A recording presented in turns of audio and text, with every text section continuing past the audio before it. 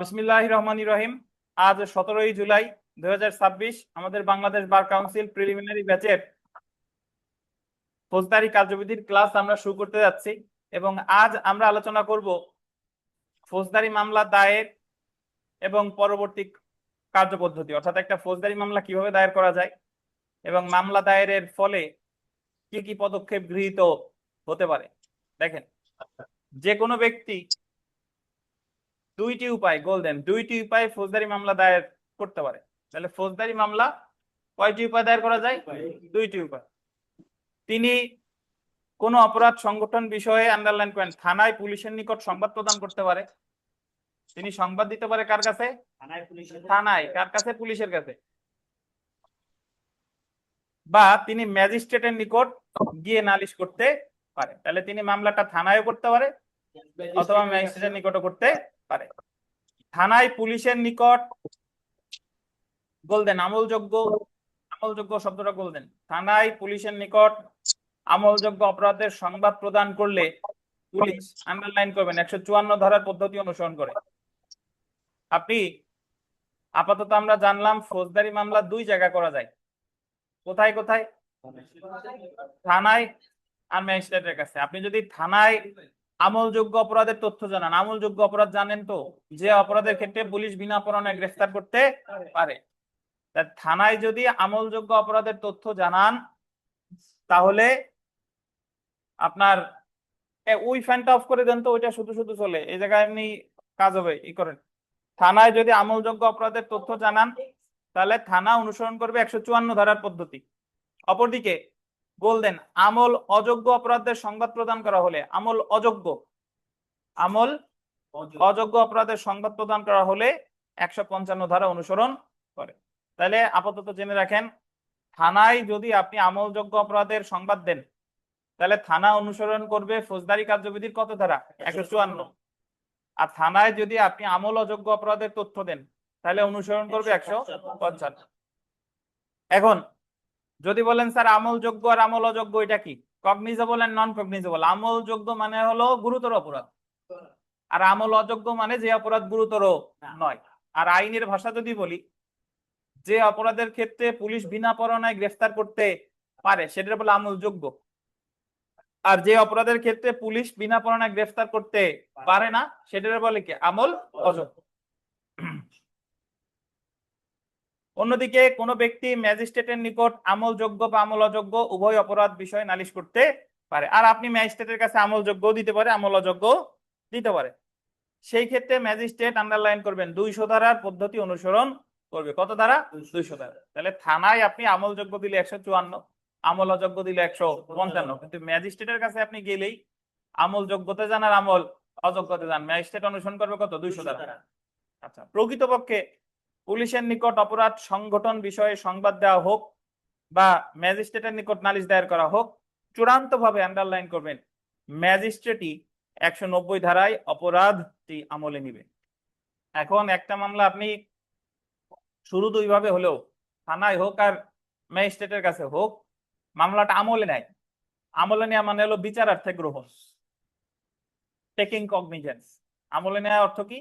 বিচারার্থে গ্রহণ। আমলে নেওয়া মানে হলো প্রাথমিকভাবে ধরে নেওয়া যে এই ঘটনার সত্যতা আছে। আপনি যখন বাজারে কোনো একটা ধরেন কাঁঠাল কিনতে গেছেন, এখন কাঁঠালের কালার এবং কাঁঠালের সুঘ্রাণ এটা পেয়ে আপনার কাছে আপনি আমলে নিছেন, মানে কিনে নিয়ে আসছেন। এখন বাসায় আসলে কি হবে সেটা হলো পরের ব্যাপার, কিন্তু প্রাথমিকভাবে ওইটা আপনার মনে হয়েছে যে এই কাঁঠালটা ভালো হতে পারে, আমলে নেওয়া হলো তাই। তাহলে একটা মামলা থানায় শুরু হোক আর ম্যাজিস্ট্রেটের কাছে শুরু হোক, আমলে নেবে কে? ম্যাজিস্ট্রেট। কত ধারায়? 190 ধারায়। আমলে নেওয়ার আর একটা অর্থ কি? বিচারার্থে গ্রহণ। আমলে নেওয়ার জন্য মামলাটি ম্যাজিস্ট্রেটের নিকটই প্রেরণ করা হয়। বুঝেছেন? আচ্ছা, এখন এখানে একটা ছক আছে, দেখেন, ফৌজদারি মামলা দায়ের, দুই দিকে দুইটা তীর নাকি? পুলিশ আমলযোগ্য অপরাধের সংবাদ প্রদান পুলিশকে, তাহলে ধারা কত? 154। পুলিশকে আমল অযোগ্য অপরাধের সংবাদ প্রদান, ধারা কত? 155। অপরদিকে ডান সাইডে যদি আমরা দেখি, ম্যাজিস্ট্রেটের নিকট নালিশ দায়ের ও ম্যাজিস্ট্রেট কর্তৃক নালিশকারীর জবানবন্দি গ্রহণ, ধারা কত? 200। তাহলে সিআর মামলা আমি যদি মানে শেয়ার মামলা পরে যাই, ম্যাজিস্ট্রেটের কাছে যদি আমি মামলা করি, অনুসরণ করবে কত ধারা? 200 ধারা। অতঃপর ম্যাজিস্ট্রেট কর্তৃক অপরাধ আমলে গ্রহণ, এটা কত ধারা? 190। ম্যাজিস্ট্রেট আমলে নিচ্ছে কততে? 190। নিম্নে পুলিশের নিকট মামলা দায়ের এবং ম্যাজিস্ট্রেটের নিকট অভিযোগ দায়েরের পদ্ধতি আলোচনা করা হলো এবং উক্ত মামলা দায়েরের পরবর্তী ধাপ বিস্তারিত আলোচনা করা হলো। সো আমরা এটা বলতে পারি যে থানায় মামলা করা যায় দুইটা ধারায়, 154 আর 155, আর ম্যাজিস্ট্রেটের কাছে 200 ধারা। কত ধারা? 200 ধারা। তো আমরা এখানে এই বিগত বছরের প্রশ্ন, এই প্রশ্ন জোরে পড়েন আখিনুর, 1 নম্বর প্রশ্নটা পড়েন। দি কোড অফ ক্রিমিনাল প্রসিডিউর 1898 এর কোন দুইটি ধারার অধীনে ফৌজদারি মামলা দায়ের করা যায়? এই ফৌজদারি কার্যবিধি 1898 এর আপনার বইতে কি আছে? আচ্ছা, না থাকলে শুনেন, কোন দুইটা ধারায় মামলা করা যায়? 154 ও 200। কোন দুইটা ধারায় 154 মামলা আর করা যায়? 200 কত ধারা। কত? 154 ও 200 ধারা। 154 ও 200 ধারা। 200, কারণ এখানে অন্যান্য ধারাগুলো সাথে মিলে না। 154 তে দায়ের করা যায় পুলিশের কাছে আমলযোগ্য অপরাধের ক্ষেত্রে, আর 200 ধারায় করা যায় ম্যাজিস্ট্রেটের কাছে। ঠিক আছে? জি। ওকে। এরপরে আমরা যদি চলে আসি, দেখেন এখানে বলছে যে আমলযোগ্য অপরাধের সংবাদ, দেখছেন আমলযোগ্য অপরাধের সংবাদ 154। দেখেন আমলযোগ্য অপরাধের সংবাদ পাবার সাথে সাথে পুলিশ তদন্ত করতে পারে 156 ধারায়। আমলযোগ্য অপরাধের সংবাদ পাওয়ার সাথে সাথে তদন্ত করবে কততে? 156তে। এই তদন্ত করতে ম্যাজিস্ট্রেটের অনুমতির দরকার নাই। 154তে আমলযোগ্য অপরাধের তথ্য পাওয়ার সাথে সাথেই তদন্ত করবে পুলিশ কততে? 156তে। ম্যাজিস্ট্রেটের অনুমতির দরকার আছে না, ম্যাজিস্ট্রেট পুলিশ নিজেই তদন্ত করতে পারবে। অপরদিকে ডান সাইডে যদি দেখেন, আমল অযোগ্য মামলার সংবাদ ধারা কত? 155।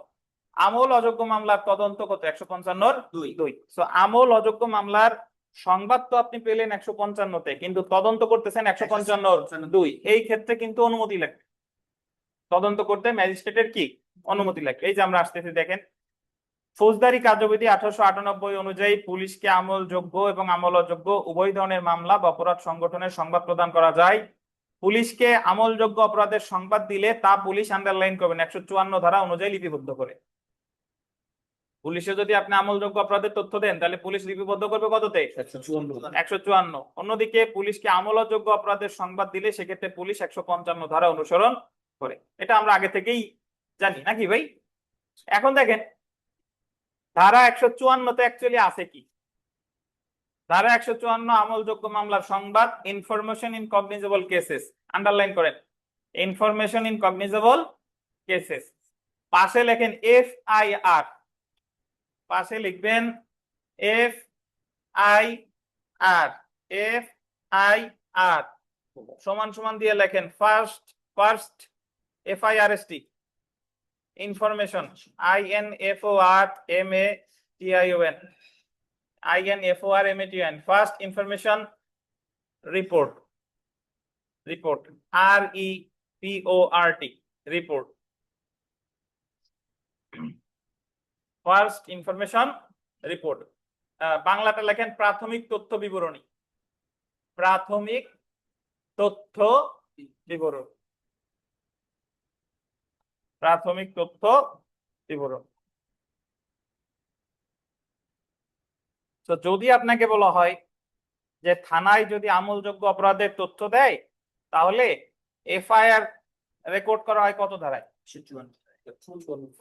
ফৌজদারি কার্যবিধির কত ধারায়? 154 ধারায়। যদিও FIR শব্দটা 154 ধারায় কিন্তু নাই, কিন্তু FIR রেকর্ড করে কততে? 154 ধারায়। কোন ধরনের অপরাধের ক্ষেত্রে? আমলযোগ্য। আমলযোগ্য। এই যে দেখেন আমলযোগ্য অপরাধ ও আমলযোগ্য মামলা সংগঠন সম্পর্কিত প্রত্যেকটি তথ্য পুলিশ ফৌজদারি কার্যবিধির 154 ধারায় গ্রহণ করে। আমলযোগ্য অপরাধ সংগঠনের তথ্য পুলিশের নিকট বলতেন মৌখিক বা লিখিত আকারে। কি আকারে? মৌখিক বা লিখিত আকারে প্রদান করা যায়। তাহলে আমার মনে রাখতে হবে এই আমলযোগ্য অপরাধের যে তথ্য, এটা থানায় কিভাবে দেওয়া যাবে? মৌখিক অথবা লিখিত। পরীক্ষার প্রশ্ন আসবে যে মৌখিক নাকি লিখিত, নাকি মৌখিক বা লিখিত? মৌখিক বা লিখিত। আমলযোগ্য অপরাধের সংবাদ পেলে পুলিশ কর্মকর্তার দায়িত্ব কি, সেটা 154 ধারায় বিধান করা হয়েছে। এখন দেখেন 154 ধারায় বলা হয়েছে আমলযোগ্য অপরাধ সংগঠন সম্পর্কিত প্রত্যেকটি তথ্য আন্ডারলাইন করবেন, থানার ভারপ্রাপ্ত কর্মকর্তার নিকট গোল দিবেন মৌখিকভাবে প্রদান করা হলে। ধরেন আমাদের এই খানলা একাডেমিতে একটা আমলযোগ্য অপরাধ সংগঠিত হয়েছে। আমলযোগ্য অপরাধ মানে কি? বড় অপরাধ। আমলযোগ্য অপরাধ আমি জানবো কেমনে? দ্বিতীয় তফসিলের তৃতীয় কলাম, দ্বিতীয় তফসিলের তৃতীয় কলাম। এখন আমরা গিয়ে গোপালগঞ্জ সদর থানায় গিয়ে মুখে মুখে বলতেছি, লেখার সময় আমরা পাই নাই, মুখে মুখে বললাম। তাহলে থানার ভারপ্রাপ্ত কর্মকর্তা কি করবেন দেখেন, তিনি বা তার নির্দেশনায় লিখিত আকারে, আন্ডারলাইন করেন, লিখিত আকারে লিপিবদ্ধ করবে বা করাবে। তখন ওসি সাহেব এটা লিখিত আকারে লিপিবদ্ধ করবে অথবা করাবে। মানে উনি বলবে, একজন উনি স্বয়ং লিখবে বা একজন বলবে যে যা যা বলতেছে তাই তাই লিপিবদ্ধ করো। এবং সংবাদদাতাকে আন্ডারলাইন করবেন, সংবাদদাতাকে পড়ে শোনাবে। সংবাদদাতা ইংরেজিতে বলে ইনফরমেন্ট। আমলযোগ্য অপরাধের তথ্য থানায় যিনি দেন তারে বলে সংবাদদাতা। তাহলে সে যা যা বললো ওসি সাহেবের নির্দেশে সেটা লিখিত হলো, অতঃপর যা যা লেখা হলো সেটা সংবাদদাতাকে কি পড়ে শোনানো হবে। এবং এমন প্রত্যেকটি সংবাদ আন্ডারলাইন করবেন, লিখিত আকারে দেওয়া হোক বা লিখিত আকারে লিপিবদ্ধ করা হোক, বলতেন সংবাদদাতা কর্তৃক স্বাক্ষর করবে। যে কথা বলতেছিলাম যে আমাদের খানলো একাডেমিতে একটা আমলযোগ্য অপরাধ সংগঠিত হয়েছে, আমরা এখান থেকেই লিখে অভিযোগ নিয়ে যেতে পারি। লিখে নিয়ে গেলে, যে লিখে নিয়ে গেল সেখানে তার কি থাকবে? স্বাক্ষর থাকবে, সংবাদদাতা স্বাক্ষর থাকবে। আর লিখে নেওয়ার সময় যদি আমি না পাই, তাহলে ওখানে গিয়ে মৌখিকভাবে বললাম, ওরা লিখে নিল, লিখে নিয়ে আমারে পড়ে শোনালো, শোনানোর পর সিগনেচার করব, কিন্তু আমি, তারা না। কে করবে? সংবাদদাতা। তাহলে আমলযোগ্য অপরাধ লিখিত আকারে দেও অথবা মৌখিক আকারে দেওয়ার পরে ওখানে গিয়ে লেখা হোক, সিগনেচার করবে কে? সংবাদদাতা। এবং থানায় রক্ষিত বহিতে বা সরকার কর্তৃক, আচ্ছা তার আগে এই লাইন পড়ার আগে আরেকটা কথা বলি। এই যে আপনি যে আমরা যে আমলযোগ্য অপরাধের সংবাদ এই যে লিখে নিয়ে গেলাম অথবা মৌখিকভাবে বললে ওরা যে লিখলো এবং আমি যে সিগনেচার করলাম, এই জিনিসটার বলে এজাহার।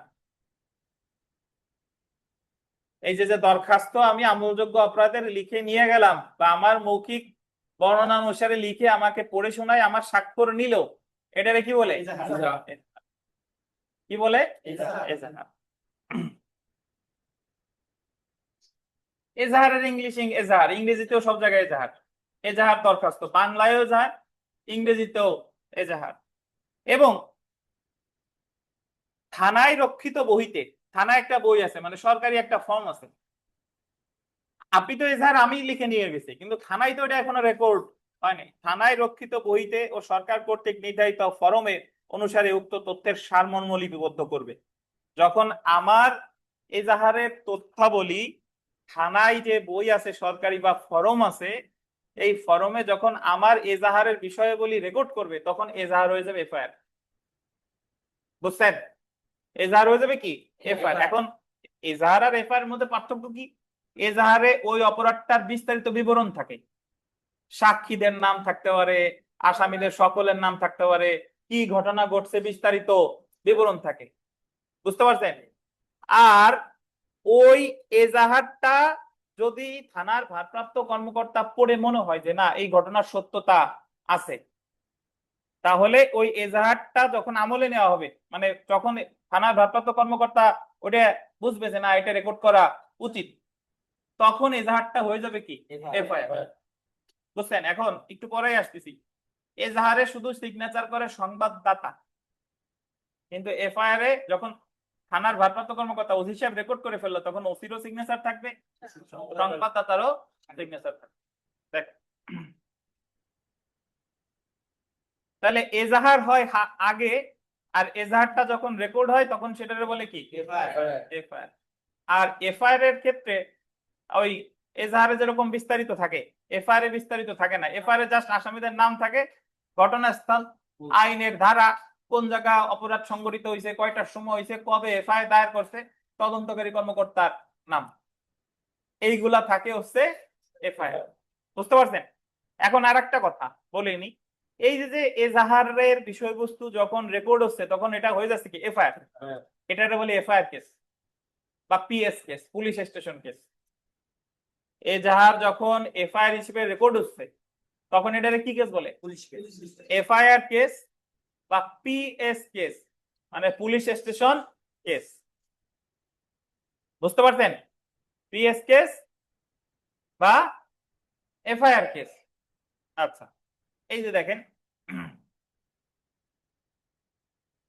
এজাহার দেখেন, আমলযোগ্য অপরাধ সংগঠনের আন্ডারলাইন করেন মৌখিক বা লিখিত তথ্য যা প্রাথমিকভাবে পুলিশের নিকট পৌঁছায়, তাই হলো প্রাথমিক তথ্য। পুলিশ রেগুলেশনের 243। এই যে আমাদের এফআইআর শব্দটা, এটা ফৌজদারি কার্যবিধির 154 ধারায় নাই, এটা আছে পিআরবি এর 243 বিধিতে। পিআরবি পুলিশ রেগুলেশন অফ বেঙ্গলের কত? 243 বিধিতে। আমলযোগ্য অপরাধ সংগঠনের প্রাথমিক তথ্য সম্পর্কে আন্ডারলাইন করবেন পরিচিত ব্যক্তি, আন্ডারলাইন করবেন যিনি ঘটনাটি শুনেছে, দেখেছে, তিনি মৌখিক বা লিখিত আকারে থানার ভারপ্রাপ্ত কর্মকর্তার নিকট সংবাদটি দিতে পারে। তাহলে যদি আপনাকে বলে যে এফআইআর বা এজাহার দায়ের করতে পারে কে কে? অপরাধ সম্পর্কে পরিচিত ব্যক্তি যিনি ঘটনাটি শুনেছে অথবা কি দেখেছে। সংবাদটি মৌখিক আকারে দিলে থানার ভারপ্রাপ্ত কর্মকর্তা কর্তৃক বা তার নির্দেশনা লিখিত হতে হবে, আন্ডারলাইন করবেন সাদা কাগজে, এবং সংবাদদাতাকে পড়ে শোনাতে হবে। আমলযোগ্য অপরাধ সংগঠনের লিখিত এই সংবাদ বা মৌখিকভাবে প্রদত্ত লিখিত সংবাদ এজাহার, এই যে আন্ডারলাইন করেন, এজাহার বা দরখাস্ত নামে পরিচিত। দেখছেন, যে ব্যক্তি বা সংবাদদাতা এজাহার দায়ের করে সেই ব্যক্তি এজাহারে স্বাক্ষর।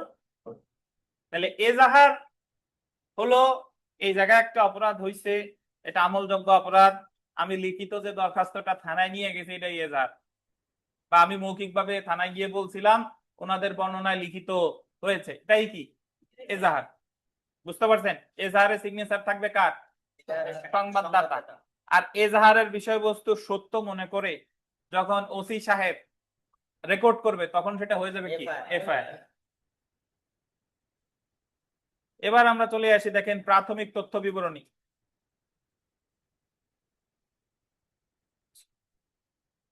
এই কলিপাল মনোযোগ দে, দেখি ওনারে দেন দি, ওনার একটু জিজ্ঞেস করি। কলিপাল মাইক্রোফোন নেন।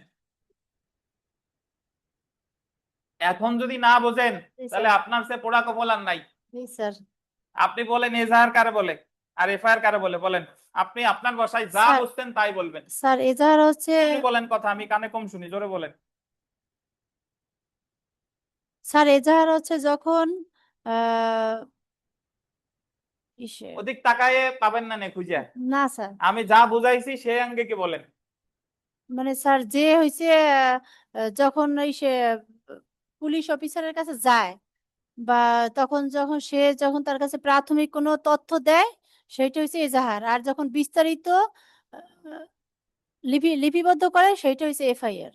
আমি তাই বলছি। পাপিয়া সুলতানার দেন, উনি বসছে কিনা দেখি। তার এজাহারটা হচ্ছে যে প্রাথমিক অবস্থায় থানায় ভারপ্রাপ্ত কর্মকর্তার কাছে যে সংবাদ দেয় এটা হচ্ছে এজাহার। পরবর্তীতে এই এজাহারটা যখন পুলিশের মানে পুলিশের নির্দিষ্ট খাতায় আর কি সরকারি যেটা লিপিবদ্ধ করা হয় বা রেকর্ড করা হয় ওইটা হচ্ছে এফআইআর। হয়েছে, বাট স্বয়ং সম্পূর্ণ না। আর একটু বিস্তারিত দেই, ইজারুল সাহেব বলেন কি বলতেছেন। জি জি দিচ্ছি আপনাকে, আগে ইজারুল সাহেব ট্রাই করেন।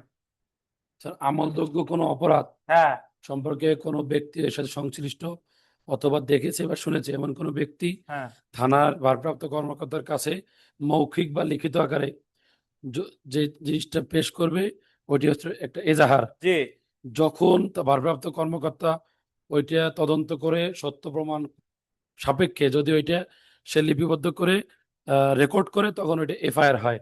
ধন্যবাদ। এজাহারে স্বাক্ষর থাকে শুধু সংবাদদাতার, হুম আর এফআইআর এ স্বাক্ষর থাকবে থানার ভারপ্রাপ্ত কর্মকর্তা প্লাস যে সংবাদদাতা এই তো, দুইজনের। দারুণ, ধন্যবাদ। দেখেন আপনাকে দিচ্ছি, আপনাকে অন্য প্রশ্ন করব। তাহলে এজাহার অবশ্যই আমলযোগ্য অপরাধ সম্পর্কিত হতে হবে। এজাহার কে দায়ের করতে পারে? আমলযোগ্য অপরাধ সম্পর্কে জানে, পরিচিত, দেখেছে শুনেছে এরকম যে কোনো ব্যক্তি। এজাহারে সিগনেচার থাকে শুধু কার? সংবাদদাতার। আর এফআইআরটা যখন, এজাহারটা যখন এফআইআর হচ্ছে তখন সিগনেচার থাকে কার কার?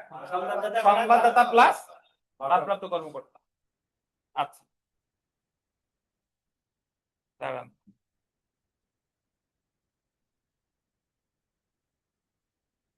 এই পারুল, আপনি কি টেক্সট দিছেন? তদন্ত নেই, কি কি বলতে চান বলেন, বুঝাই বলেন। কি তদন্ত নাই বলেন? স্যার স্যার এজাহার বা এফআইআর এ উনি বলছে এটা তদন্ত করার পরে তিনি এটা বিপি 27 ফর্মে রেকর্ড করবে, ওখানে তো তদন্ত জিনিসটা আসবে না স্যার, এইটা বলছি। তদন্ত করার পরে রেকর্ড করবে, কোথায় পাইছেন? এটা উনি বলছে, আমি না। উনি বলছে তদন্ত করার পরে থানার ভারপ্রাপ্ত কর্মকর্তা এইটা মানে রেকর্ড করবে, তখন সেটা এফআইআর হবে। উনি যা বলার বলুক, বলতে গেলে আপনারা ওইটুকু উনি যা বলছে ওইটাই কতজন পারে না, আর আপনি ওনার কথা ধরে বসে আছেন। আচ্ছা যাই হোক, তদন্ত তো অ্যাকচুয়ালি করবে এফআইআর রেকর্ড হওয়ার পরে। দেখেন তো, প্রাথমিক তথ্য বা এজাহারটি আমলযোগ্য অপরাধ সম্পর্কিত হলে শুধুমাত্র তখনই অপরাধটি প্রাথমিক তথ্য বিবরণীভুক্ত করা হয়। এজাহারে উল্লেখিত তথ্য ব্যবহার করে পুলিশ প্রাথমিক তথ্য বিবরণী ফর্ম পূরণ করে আমলযোগ্য অপরাধের প্রত্যেকটি তথ্য গোল্ডেন বিপি ফর্ম নং 27 রক্ষিত করা হয়। বিপি ফর্ম কত? 27। মানে এই যে এজাহারের যে তথ্যাবলী এটা রেকর্ড করতেছে BP form number 27। BP form number 27 প্রাথমিক তথ্য বিবরণী ফর্ম নামে পরিচিত। প্রাথমিক তথ্য বিবরণীতে অভিযুক্ত ব্যক্তির নাম, জ্ঞাত বা অজ্ঞাত, শাস্তিযোগ্য ধারা, আইন, অপরাধ সংগঠনের স্থান, সময়, ঘটনার সংক্ষিপ্ত বিবরণ, জব্দ মালামালের তালিকা ইত্যাদি উল্লেখ থাকে। প্রাথমিক তথ্য বিবরণীতে আন্ডারলাইন করবে থানার ভারপ্রাপ্ত কর্মকর্তা স্বাক্ষর করবে এবং উক্ত বিবরণীর পাদদেশে সংবাদদাতার স্বাক্ষর বা টিপসই থাকতে হবে। তাহলে প্রাথমিক তথ্য বিবরণীতে বা এফআইআর এ সিগনেচার থাকবে কার কার? থানার ভারপ্রাপ্ত কর্মকর্তা মানে ওসি সাহেবের, এবং সেই সাথে সংবাদদাতা। এইভাবে প্রাথমিক তথ্য বিবরণী দায়েরের মাধ্যমে আন্ডারলাইন করবেন যে মামলা দায়ের করা হয় তাকে এফআইআর কেস বলে। একটু আগে বলছি না এফআইআর কেস। এভাবে এফআইআর এর মাধ্যমে যে মামলার সূচনা হয় তারা কি বলে? FIR case. এটাকে পুলিশ কেসও বলে। Police actually PS, police station case. কি কেস বলে? Police station. তাহলে এফআইআর রেকর্ড হওয়ার সাথে সাথে ওটাকে এফআইআর কেস বা পুলিশ স্টেশন কেসও বলে। এখন যে উদাহরণ আমি দিচ্ছিলাম যে খানলো একাডেমিতে ধরেন একটা আমলযোগ্য অপরাধ সংঘটিত হয়েছে, আমরা গিয়ে এজাহার দিলাম, এজাহার থানার গোপালগঞ্জ সদর থানার ওসি সাহেব এজাহার রে এফআইআর হিসেবে রেকর্ড করলো। রেকর্ড করার সাথে সাথে এটা হয়ে গেল এফআইআর কেস বা পুলিশ স্টেশন কেস। অতঃপর এফআইআর রেকর্ডের 24 ঘন্টার মধ্যে এটা চলে যাবে ম্যাজিস্ট্রেট কোর্টের জিআরও সেকশন আছে। হ্যাঁ, জিআরও সেকশনে গিয়ে জিআরও সেকশনের বইতে যখন এই এফআইআর কেস বা পুলিশ স্টেশন কেস যখন নিবন্ধিত হয়ে যাবে তখন এটার নাম হবে জিআর কেস বা জেনারেল রেজিস্টার্ড কেস।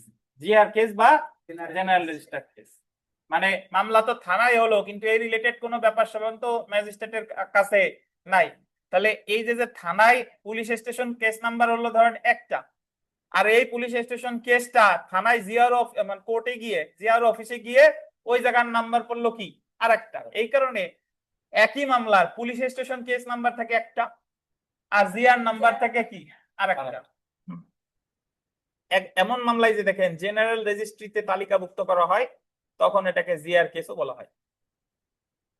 তাহলে এফআইআর যখন বিপি 27 ফর্মে রেকর্ড হয় তখন এর নাম হয় সরি, আর এজাহার যখন বিপি 27 ফর্মে রেকর্ড হয় তখন এটার নাম হয় এফআইআর বা এফআইআর কেস।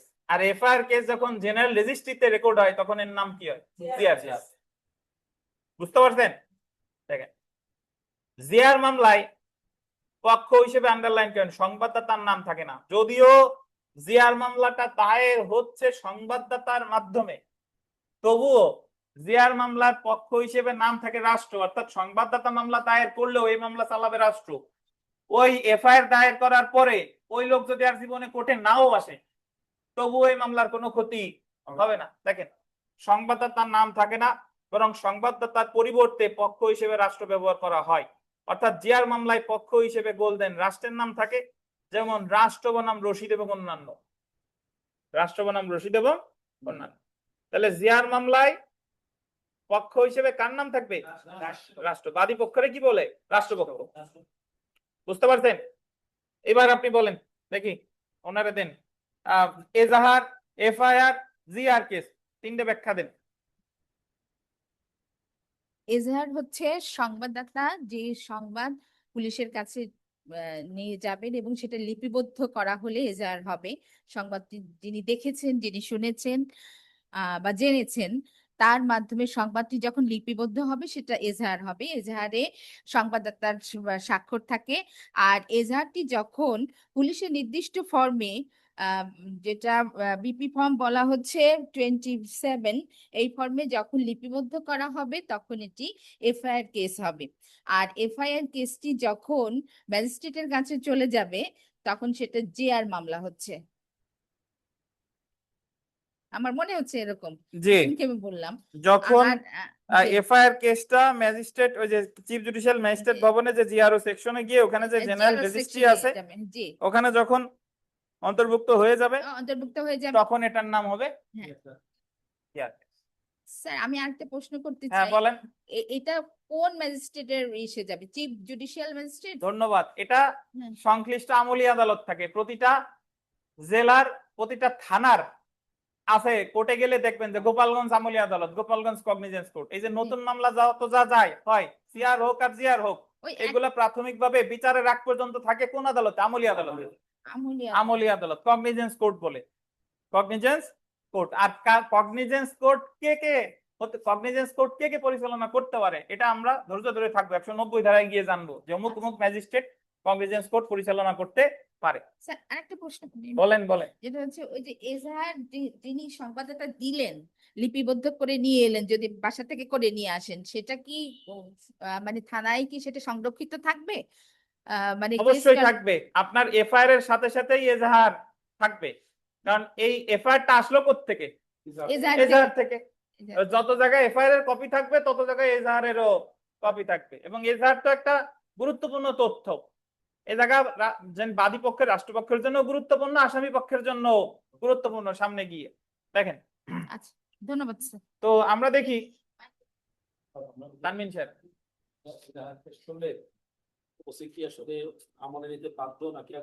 আসতেছি, নেন ওসি ধরেন, ওনার দেন। এই একজন জিজ্ঞেস করছে স্যার এজাহার দিলে ওসি কি নিতে বাধ্য কিনা? ওসি নিতে বাধ্য না, এটা উনি নিতেও পারে নাও নিতে পারে। দেখেন বিগত বছরের প্রশ্ন দেখেন, এফআইআর এর নিকট, এফআইআর কার নিকট দায়ের করা যায়? স্থানীয় ম্যাজিস্ট্রেট, বিচারিক আদালত, স্থানীয় থানা, কোনটি নয়। কোনটি? স্থানীয় থানা। কোন আমলযোগ্য অপরাধ সংগঠন সম্পর্কে ফৌজদারি কার্যবিধির 154 ধারায় প্রদত্ত এজাহার স্বাক্ষর করবে? কে স্বাক্ষর করবে? সংবাদদাতা। বুঝতে পারছেন? আর যদি এটা প্রাথমিক তথ্য বিবরণী হতো তাহলে স্বাক্ষর করতো কে কে? সংবাদদাতা, থানার ভারপ্রাপ্ত কর্মকর্তা। এখন আমরা এই যে তদন্তের যে বিষয়টা, এজাহার তো মোটামুটি এফআইআর হিসেবে রেকর্ড হলো, তদন্ত করবে পুলিশ 156 ধারায়। কত ধারায়? 156 ধারায়। একটু পরেই সেটা পাবো। এবং তদন্ত করতে কি ম্যাজিস্ট্রেটের অনুমতির দরকার আছে? না, ম্যাজিস্ট্রেটের অনুমতির দরকার নাই। এবারে তো আমরা চলে এসে ধারা 155। দেখেন ধারা 155, আমল অযোগ্য মামলার সংবাদ। আমল অযোগ্য মামলার সংবাদ, information in non cognizable cases. আমল অযোগ্য অপরাধ ও আমল অযোগ্য মামলা সম্পর্কিত কোনো তথ্য থানায় পুলিশের নিকট প্রদান করা হলে পুলিশের দায়িত্ব সম্পর্কে 155 ধারায় আলোচনা করা হয়েছে। ফৌজদারি কার্যবিধির 155 ধারায় 2টি উপধারা আছে। 155(1) দেখেন, আমল অযোগ্য অপরাধ সংগঠনের সংবাদ থানার ভারপ্রাপ্ত কর্মকর্তার নিকট প্রদান করা হলে থানার রক্ষিত বহিতে তিনি তথ্যের সারমর্ম লিপিবদ্ধ করবে এবং সংবাদদাতারে কোথায় পাঠাবে? ম্যাজিস্ট্রেটের কাছে। একটু শুনেন, আমলযোগ্য হইলে আমি যে দরখাস্ত করতেছি এটা বলে এজাহার, পরে সেটা হচ্ছে কি? এফআইআর। আর আমল অযোগ্য অপরাধের তথ্য আমি জানানোর পরে ওই যে বিপি, ওটারও বই আছে একটা, এজাহার তো ছিল, এফআইআর তো ছিল বিপি 27, আর এটা হলো বিপি 65। বিপি 65 ফর্মে যখন লিপিবদ্ধ করে ফেলবে তখন এটার নাম হবে জিডি। কি বলেন? করে না, জিডি করছি, জেনারেল ডায়েরি, সাধারণ ডায়েরি। তাহলে জিডি কখনো আমলযোগ্য অপরাধের ক্ষেত্রে হতে পারে না। জিডি হবে কি? আমলযোগ্য অপরাধের ক্ষেত্রে। দেখেন 155(2) ধারায় বলা হয়েছে এমন মামলা বিচার করার এখতিয়ার আছে বা বিচারের জন্য প্রেরণের এখতিয়ার আছে, আন্ডারলাইন করেন, এমন প্রথম বা দ্বিতীয় শ্রেণীর ম্যাজিস্ট্রেটের অনুমতি ব্যতীত কোনো পুলিশ কর্মকর্তা তদন্ত করবে না। তাহলে কার কার অনুমতি নিতে হবে? দেখেন আমলযোগ্য অপরাধের ক্ষেত্রে 154 ধারায় রেকর্ড করে 156তে তদন্ত করতেছে, ম্যাজিস্ট্রেটের অনুমতির দরকার নাই। আর আমল অযোগ্যের ক্ষেত্রে জিডি রেকর্ড করেই পাঠাই দিবে সংবাদদাতারে ম্যাজিস্ট্রেটের কাছে। ম্যাজিস্ট্রেট যদি অনুমতি দেয় তাহলে তদন্ত করবে, নাইলে হবে না। এখন এই ম্যাজিস্ট্রেটটা কোন শ্রেণীর ম্যাজিস্ট্রেট? প্রথম শ্রেণী অথবা দ্বিতীয় শ্রেণীর ম্যাজিস্ট্রেট। এজন্য বলে যে আমল অযোগ্য অপরাধের ক্ষেত্রে কে তদন্তের অনুমতি দিতে পারে? প্রথম শ্রেণীর ম্যাজিস্ট্রেট বা দ্বিতীয় শ্রেণীর ম্যাজিস্ট্রেট। সুতরাং এটা পরিষ্কার যে কোন পুলিশ অফিসার, আন্ডারলাইন করবেন, স্ব উদ্যোগে সুমুটো আমলযোগ্য অপরাধের তদন্ত শুরু করতে পারে না। পুলিশ কি তাহলে স্ব উদ্যোগে তদন্ত করতে পারবে? আমল অযোগ্যের ক্ষেত্রে পারবে না। কার অনুমতি লাগবে? ম্যাজিস্ট্রেটের অনুমতি লাগবে। তারপরে দেখেন এমন অপরাধের বিচার করার এখতিয়ার আছে বা বিচারের জন্য প্রেরণের এখতিয়ার আছে এমন গোল দিবেন প্রথম বা দ্বিতীয় শ্রেণীর ম্যাজিস্ট্রেটের অনুমতি নিয়ে পুলিশ তদন্ত করতে পারে। তাহলে অনুমতি লাগবে কার কার? প্রথম বা দ্বিতীয় শ্রেণীর হয় প্রথম শ্রেণী অথবা দ্বিতীয় শ্রেণীর ম্যাজিস্ট্রেটের। এই কলিপাল, কলিপাল দেন। জি স্যার। কলিপাল বলেন তাহলে মহানগর এলাকায় অনুমতি দেবে কে? Police commissioner. কোন জায়গায় আছে? স্যার কত ধারায়? মহানগর মহানগর মেট্রোপলিটন। এলাকায় অনুমতি কে দিবে? না স্যার, প্রথম শ্রেণী দ্বিতীয় শ্রেণীর ম্যাজিস্ট্রেট। মহানগর এলাকায় কি প্রথম দ্বিতীয় শ্রেণীর ম্যাজিস্ট্রেট আছে? জি স্যার। তাই তো, ওনারা বলতে দেন মহানগর এলাকায় তো প্রথম শ্রেণী দ্বিতীয় শ্রেণীর ম্যাজিস্ট্রেট নাই।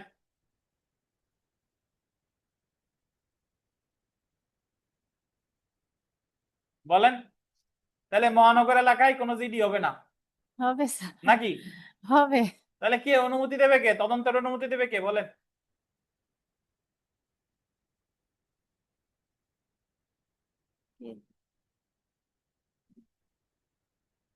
এই মুক্তা আপনি বলেন।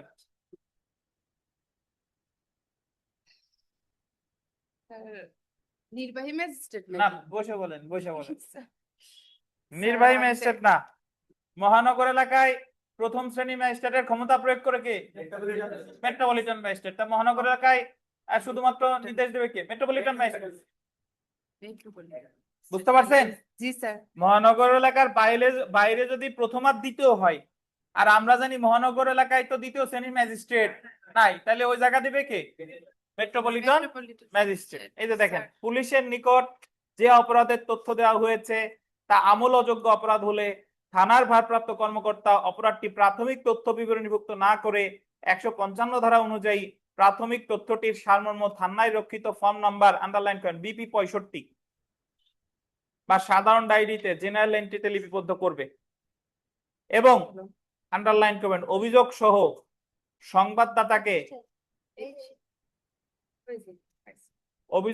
সংবাদদাতাকে ম্যাজিস্ট্রেটের নিকট প্রেরণ করবে। সাধারণ ডায়েরিতে, এটা BBI, সাধারণ ডায়েরিতে জিডিতে স্বাক্ষর করবে সংবাদদাতা।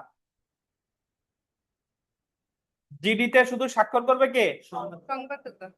সংবাদদাতা। এইভাবে 155 ধারার অধীনে যে মামলা শুরু হয় তাকে নন জিআর মামলা বলে। তাহলে 154তে যে মামলা শুরু হলো তার নাম হলো জিআর, আর 155তে যে মামলা শুরু হলো এটা কি নন জিআর। 154 ক্ষেত্রে তদন্ত করতে ম্যাজিস্ট্রেটের অনুমতি লাগে না, 155 ক্ষেত্রে তদন্ত করতে অনুমতি লাগে কার? প্রথম শ্রেণী অথবা দ্বিতীয় শ্রেণীর ম্যাজিস্ট্রেটের অনুমতি ছাড়া কিন্তু তদন্ত করতে পারবে না। এই হলো 154 আর 55 পার্থক্য। যদি দেখি, দেখেন 154 ধারায় দায়েরকৃত মামলা এফআইআর কেস বা পুলিশ কেস বা জিআর কেস নামে পরিচিত। অপরদিকে 155 ধারায় আমলযোগ্য অপরাধের ভিত্তিতে যে মামলা শুরু হয় তা নন জিআর কেস, নন এফআইআর কেস অথবা কি নন কগনিজেবল কেস। তদন্ত দেখেন আমলযোগ্য মামলার ক্ষেত্রে আন্ডারলাইন করবেন 156 এক ধারায় ম্যাজিস্ট্রেটের অনুমতি ছাড়াই তদন্ত করতে পারে। ম্যাজিস্ট্রেটের অনুমতি ছাড়াই তদন্ত করে কততে? 156(1) অপরদিকে আমল অযোগ্য অপরাধের ক্ষেত্রে 155(2) ধারায় প্রথম বা দ্বিতীয় শ্রেণীর ম্যাজিস্ট্রেটের তদন্তের নির্দেশ দিলে শুধুমাত্র তখনই পুলিশ তদন্ত করতে, আর 154 ধারায় ওয়ারেন্ট ছাড়াই গ্রেফতার করতে পারে, কিন্তু 155 ধারায় ওয়ারেন্ট ছাড়া গ্রেফতার করতে পারে। বুঝছেন? তাহলে জেনে রাখা ভালো। দেখেন, পুলিশ আমলযোগ্য অপরাধের সংবাদ গ্রহণ করে 154 ধারায়, আর আমল অযোগ্য অপরাধের সংবাদ গ্রহণ করে 155 ধারায়। একমত কিনা বলেন? একমত না? 154। তারপর দেখেন, পুলিশ আমলযোগ্য মামলার তদন্ত শুরু করে 156(1) ধারায়। বলতেন কত ধারায়? 156(1). আর আমল অযোগ্য মামলার তদন্ত শুরু করে 155 কত? 2।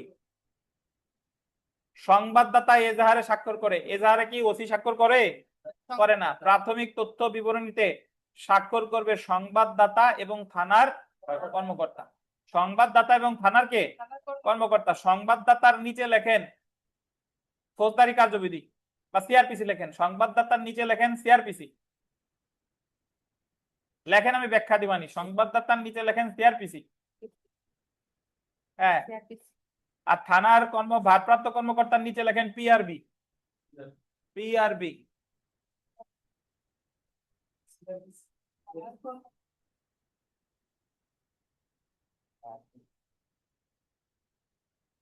সংবাদদাতার নিচে কি লিখবেন? সিআরপিসি। আর থানার কর্মকর্তার নিচে কি লিখবেন?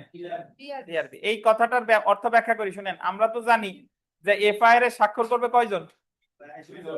2 জন। কে কে? সংবাদদাতা এবং থানার ভারপ্রাপ্ত কর্মকর্তা। এখন এগুলো অফ করে দেন, ফ্যান অফ করে দেন, এমনি ঠান্ডা হয়ে যাবে। সব ফ্যান অফ করে দেন। দেখেন, সংবাদদাতা এবং থানার ভারপ্রাপ্ত কর্মকর্তা। এখন এই যে এফআইআর এ সংবাদদাতা যে স্বাক্ষর করবে, এটা বলা আছে সিআরপিসিতে, মানে ফৌজদারি কার্যবিধির 154 ধারায়। আর এফআইআর এ থানার ভারপ্রাপ্ত কর্মকর্তা যে সিগনেচার করে, এটা বলা আছে পিআরবিতে। বুঝছেন? এই যে 2 জন সিগনেচার করে, এটা 2 আইন মিলাইয়া। এফআইআর এ 2 জনই সিগনেচার করতেছে, বাট এই 2 জনের সিগনেচার করার কথা এক আইনে বলা নাই। কই আইনে বলা আছে? 2 আইনে। সংবাদদাতার কথা বলা আছে সিআরপিসিতে, আর থানার ভারপ্রাপ্ত কর্মকর্তার কথা বলা আছে কোথায়? পিআরবি। পিআরবি সিআরপিসি মানে হলো কোড অফ ক্রিমিনাল প্রসিজার, আর পিআরবি মানে পুলিশ রেগুলেশন অফ বেঙ্গল। জি। তো বিগত বছরের প্রশ্ন যদি আমরা দেখি, দেখেন,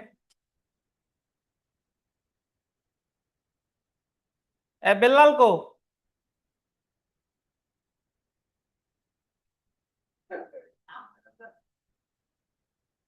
the code of criminal procedure 1898 এর কোন ধারায় আমল অযোগ্য মামলার কথা বলা আছে? আমল অযোগ্য বলছে।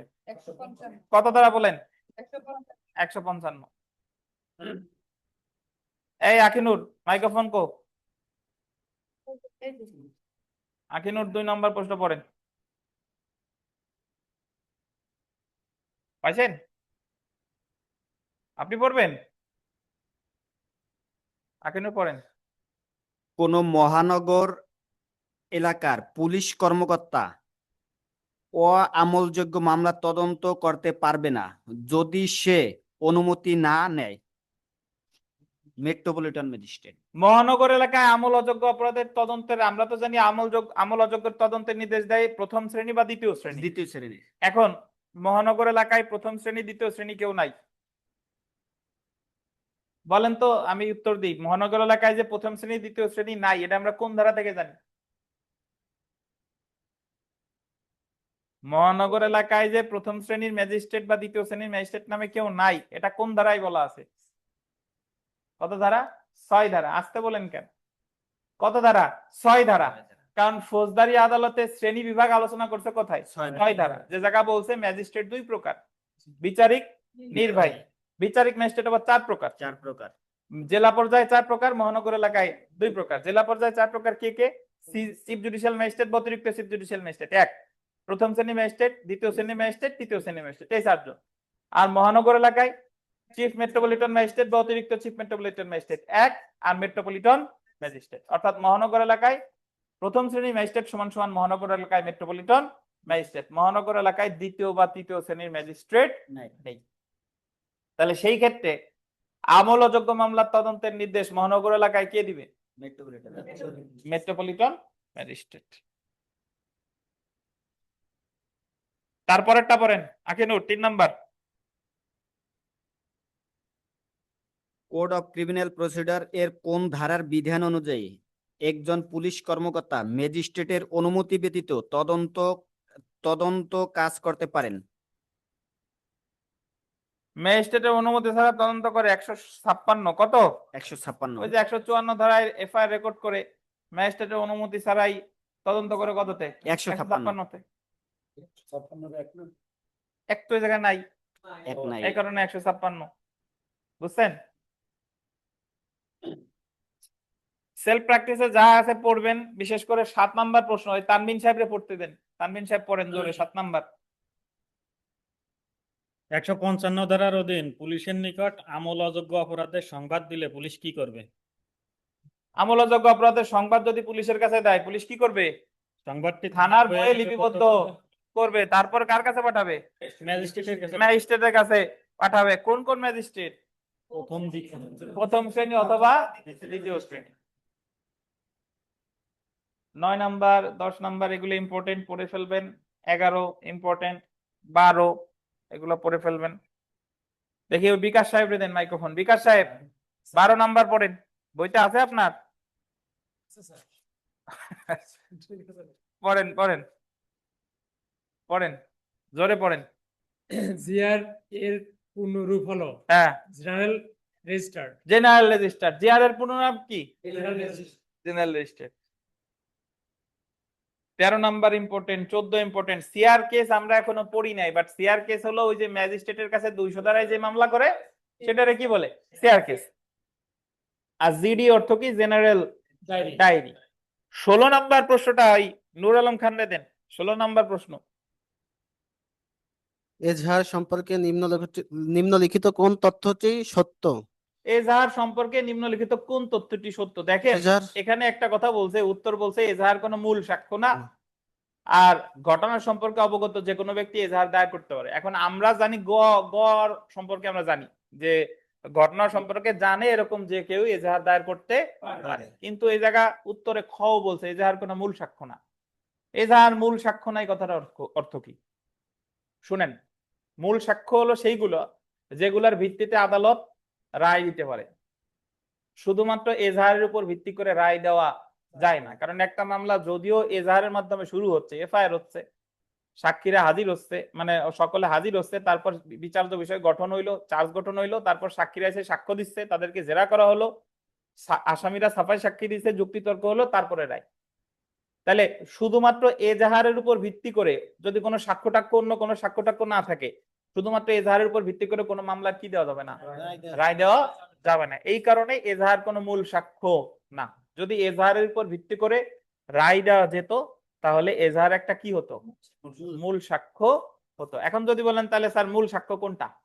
মূল সাক্ষ্য হলো সাক্ষীরা আদালতে এসে কাঠগড়ায় দাঁড়িয়ে শপথ বাক্য পাঠ করে যে সাক্ষ্য দেয়, এটাই হলো কি? মূল সাক্ষ্য। যতটুকু পড়লাম অনলাইন অফলাইন মিলিয়ে কোনো প্রশ্ন থাকলে করতে পারেন। অনলাইনের দৃষ্টি আকর্ষণ করছি, কোনো প্রশ্ন আছে কিনা?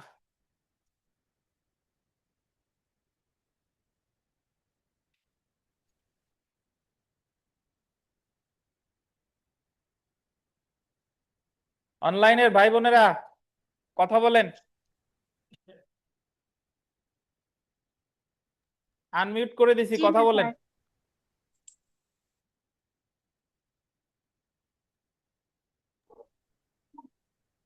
নাই স্যার, নাই, প্রশ্ন নাই। হ্যাঁ, রীতা চক্রবর্তী আছে, প্রশ্ন আছে?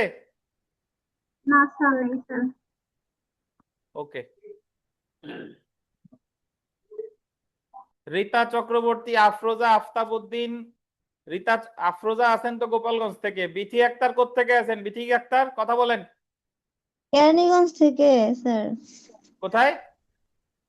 কেরানীগঞ্জ, ঢাকায়। কেরানীগঞ্জ থেকে বিথি আক্তার। রেজাউল সাহেব আছেন কোথা থেকে? সিরাজগঞ্জ নাকি? সিরাজগঞ্জ। আফতাবউদ্দিন কি সিলেট নাকি? আফতাবউদ্দিন জি স্যার, সিলেটের হবিগঞ্জ থেকে। আফতাবউদ্দিন সাহেব আছে সিলেট থেকে। অতঃপর আমিনুর সাহেব আছে নীলফামারী থেকে, অ্যাঞ্জেলিকা আছে ঢাকা থেকে, আজহার আতিক আছে গাজীপুর থেকে, ফাতেমাতুজ জোহরা ঢাকা। ইমরান হাসান তুহিন আপনি কোন জায়গা থেকে ভাই? স্যার জামালপুর থেকে। জামালপুর। আইফোন কোন নাম নাই, আইফোন কোন জায়গা থেকে?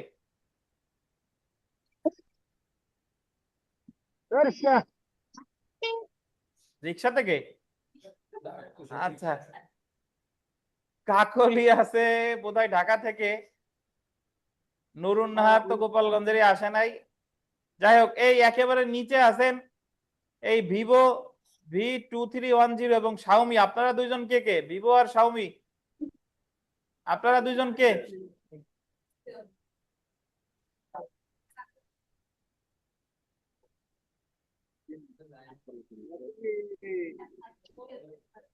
এ ভিভো আর শাওমি কথা বলেন।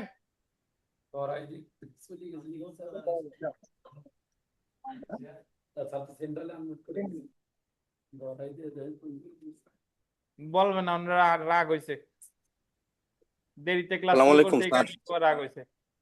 হ্যাঁ, আজহার আতিক সাহেব। জি স্যার। স্যার ভালো আছেন?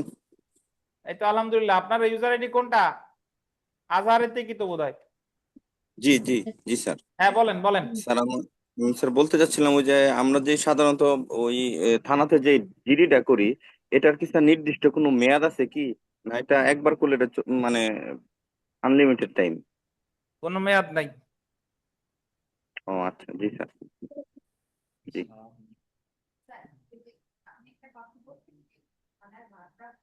ওনারে মাইক্রোফোন দেন।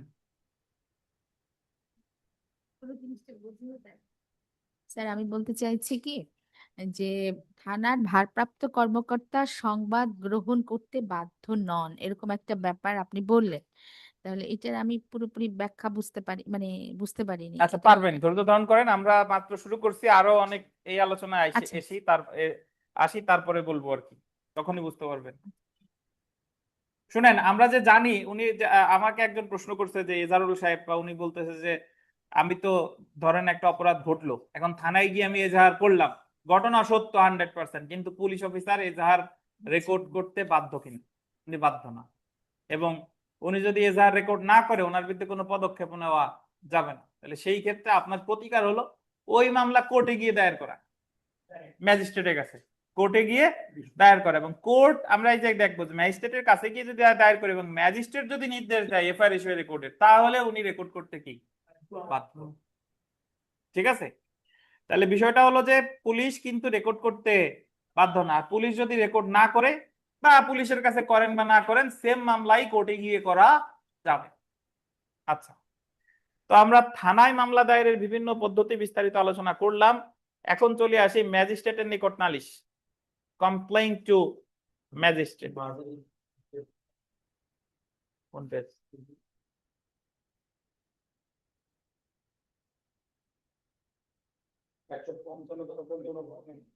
মাঝের পেজ আপনার বইতে মনে হয় নাই নাকি?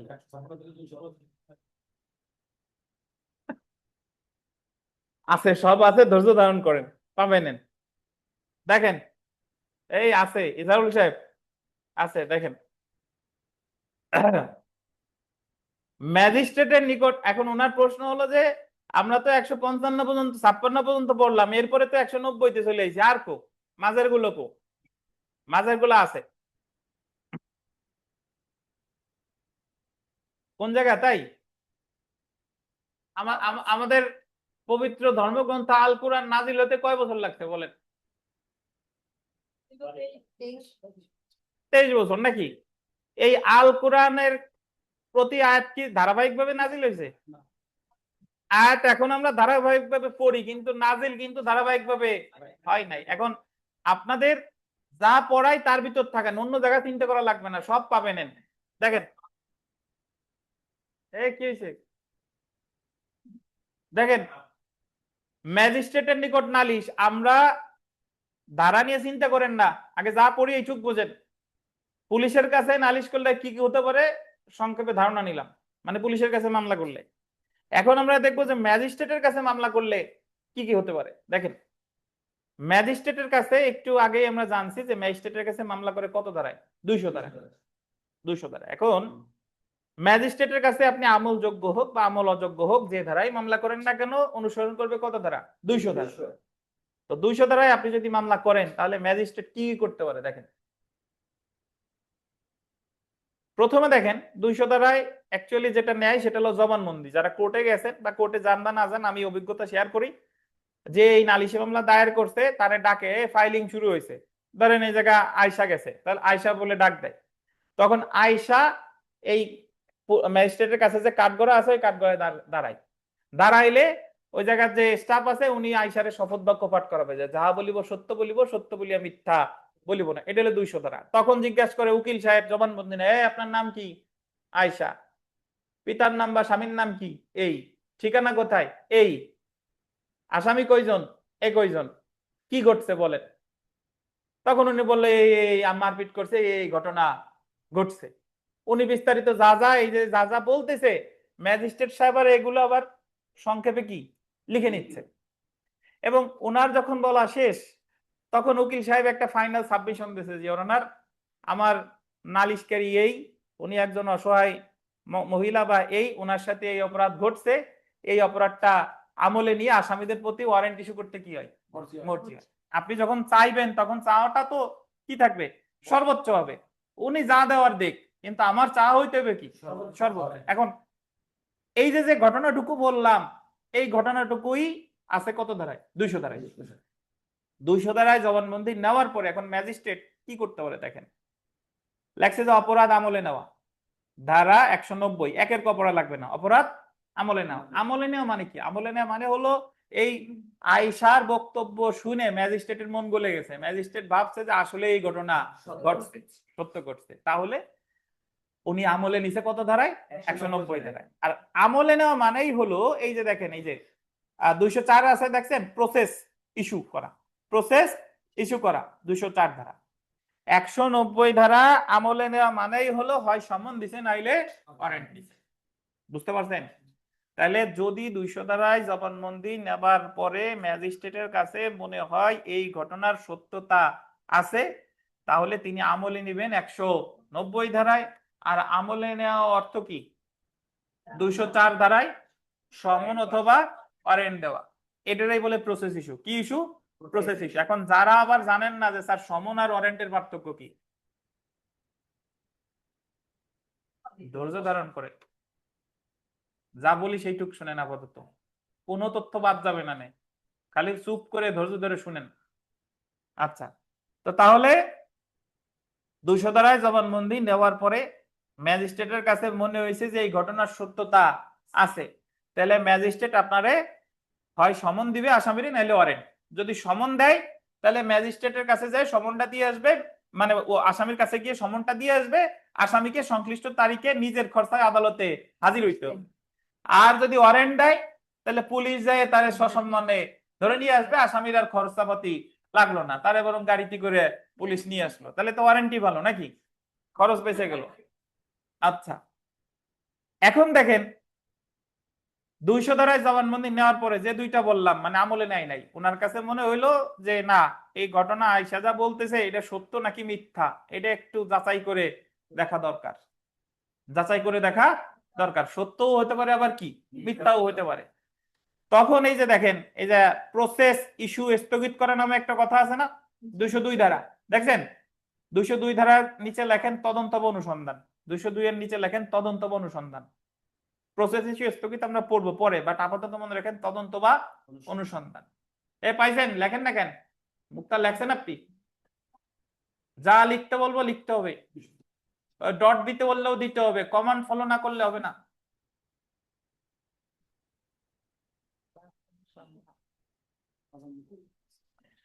তাহলে ওনার কাছে যদি মনে হয় ঘটনার সত্যতা আছে, তাইলে আর তদন্ত অনুসন্ধানের দরকার নাই, সরাসরি 190তে আমলে নিয়ে 204-এ সমন অথবা ওয়ারেন্ট। আর ওনার কাছে যদি মনে হয় যে না এই ঘটনা আগে একটু তদন্ত করে দেখা দরকার বা অনুসন্ধান করে দেখা দরকার, তাহলে সেটা দিবে কততে, 202। এবং তদন্ত বা অনুসন্ধান রিপোর্ট যখন আসলো তখন মনে হইলো যে না, পুলিশ বলছে যে এরকম ঘটনা ঘটছে, তাহলে আমলে নিবে আবার কত, 190-তে। তাহলে 190 ধারায় সরাসরি আমলে নিতে পারে, অথবা তদন্ত বা অনুসন্ধান রিপোর্ট আসার পরেও কি আমলে নিতে পারে। ব্যাপারটা হলো অনেকটা ডাক্তারের কাছে গেছেন যে আমার জ্বর হয়েছে, এখন ডাক্তার কোনো টেস্ট মেস্ট না দিয়ে ভাবলো যে জ্বর এই যাও, তোমার ওষুধ দিয়ে দিলাম সেরে যাবে, এটা হলো 190। আর ডাক্তার এক গাদা টেস্ট দিয়েছে, যে আগে টেস্ট আগে আমি দেখি যে ডেঙ্গু হয়েছে নাকি টাইফয়েড হয়েছে আগে দেখে নি, এটা হলো 202। তারপরে ওষুধ দিছে 190। বুঝতে পারছেন? তাহলে ম্যাজিস্ট্রেট সরাসরি আমলে নিতে পারে, অথবা তদন্ত বা অনুসন্ধান রিপোর্ট আসার পরেও কি আমলে নিতে পারে। ওকে, ধরেন 200 ধারায় আয়সার জবানবন্দি নেওয়ার পরে উনি আমলেও নেয় নাই, তদন্ত অনুসন্ধানেরও কোনো আদেশ দেয় নাই, ওনার কাছে মনে হয়েছে যে আয়সা যে কথা বলছে এই কথার কোনো ভিত্তি নাই, সব হলো মিথ্যা কথা। তাহলে উনি সরাসরি খারিজ করে দিবে, যে দেখেন নালিশ খারিজ 203 বা 204-3। 203 আর 204-3 পার্থক্য পরে বুঝবো। আপাতত ওই যে ডান সাইডে দেখেন যে নালিশ খারিজ, যদি জবানবন্দি নেওয়ার পরে মনে হয় যে এই ঘটনার সত্যতা নাই, তাহলে নালিশ খারিজ করবে কত ধারায়? 203 ধারায়। 203 ধারায়। আবার ওনার কাছে মনে হয়েছে যে সত্যতা আছে নাকি নাই একটু যাচাই করা দরকার, 202-তে তদন্ত অনুসন্ধান দিয়েছিল, ওই রিপোর্ট আসার পর মনে হয়েছে যে এই ঘটনার ভিত্তি নাই, তাহলে নালিশ খারিজ 203। আমলে যেরকম সরাসরি নেওয়া যায়, আবার তদন্ত প্রতিবেদনের উপর ভিত্তি করে নেওয়া যায়, খারিজও সেরকম কি সরাসরি করা যায়, বা তদন্ত বা অনুসন্ধান প্রতিবেদনের আসার পরেও করা যায়। বুঝেন কিনা? আচ্ছা, আমাদের নামাজের বিরতি, নামাজ শেষে আবার পড়বো ইনশাআল্লাহ। তাহলে দেখেন 200 ধারায় ম্যাজিস্ট্রেটের কাছে মামলা দায়েরের পরে আমরা এখানে দেখলাম যে ম্যাজিস্ট্রেটের হাতে বেশ কিছু অপশন আছে। তিনি যদি মনে করেন যে ঘটনার সত্যতা আছে, তাহলে 190 ধারায় আমলে নিতে পারে। আর 190 ধারায় আমলে নেওয়া মানেই হলো 204 ধারায় সমন অথবা ওয়ারেন্ট দেওয়া। তিনি যদি এটা না করে তিনি ইচ্ছা করলে আগে তদন্ত বা অনুসন্ধান করতে পারে 202 ধারায়, এবং তদন্ত বা অনুসন্ধান আসার রিপোর্ট আসার পরে আমলে নিতে পারে। তিনি এর কোনোটাই না করে তিনি সরাসরি যদি মনে হয় যে কোনো ঘটনার সত্যতা নাই, নালিশ খারিজ করতে পারে 203 ধারায়, অথবা তদন্ত বা অনুসন্ধান প্রতিবেদন আসার পরেও খারিজ করতে পারে 203 ধারায়। ধরেন এগুলার কোনোটাই তিনি করেন নাই, তিনি নালিশ ফেরত দিতে পারে 201 ধারায়। নালিশ ফেরত কেন দিবেন?